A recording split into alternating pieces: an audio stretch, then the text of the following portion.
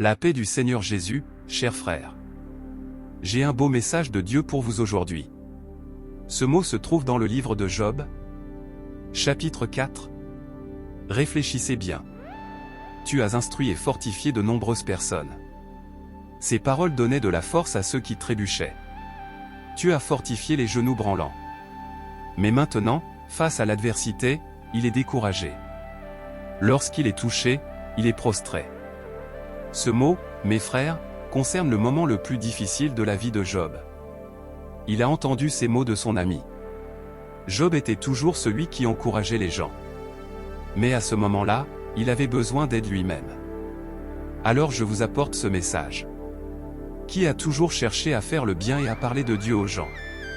Maintenant c'est ton cœur qui est brisé. Vous avez fait face à de terribles batailles.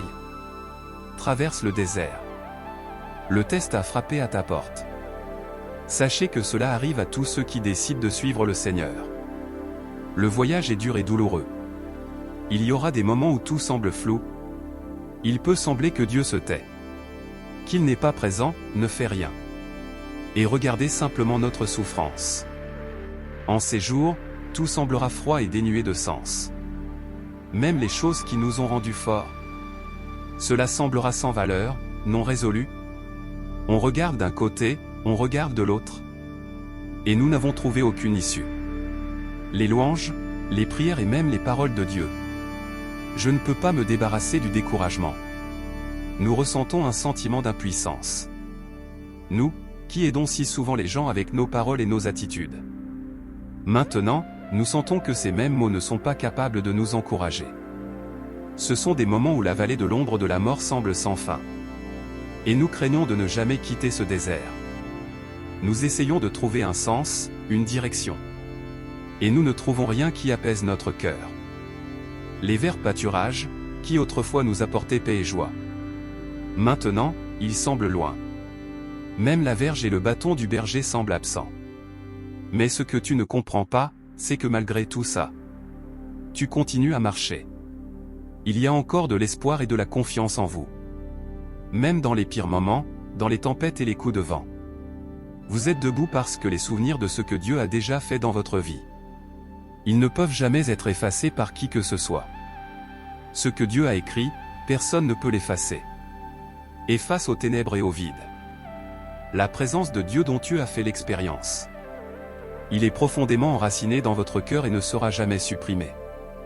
Donc, si vous pleurez et perdez la volonté de vivre, sache que Dieu ne t'a pas oublié. Il prend soin de sa vie, de chaque domaine. Il connaît vos rêves et a le pouvoir de les réaliser au bon moment. Les promesses de Dieu dans votre vie ne diminuent pas avec vos échecs. Et cette obscurité dans laquelle vous vivez aujourd'hui n'éteindra pas l'éclat du Seigneur dans votre vie. Car la Bible dit que Dieu est lumière, et en lui il n'y a pas de ténèbres. Même la plus profonde tristesse de l'âme ne peut vous séparer du Seigneur. Aucun sentiment d'abandon ne peut faire que Dieu vous quitte. Car lui-même a dit, « Je ne te quitterai jamais, je ne t'abandonnerai jamais. » Par conséquent, mes frères en Christ, je termine ce message avec les paroles d'Isaïe, chapitre 50. Celui qui craint le Seigneur et obéit à la parole de son serviteur. Qui marche dans le noir, sans aucune lumière. Faites confiance au nom du Seigneur et dépendez de votre Dieu. J'espère que ce message a soulagé votre cœur. Je vous demande de le partager avec votre famille, vos amis ou toute personne qui a besoin d'entendre ces mots. N'abandonne pas Dieu. Il utilisera sa vie pour apporter encouragement à de nombreuses personnes. Et si vous n'êtes pas encore abonné à cette chaîne, abonnez-vous et activez les notifications. Amen, que Dieu vous bénisse.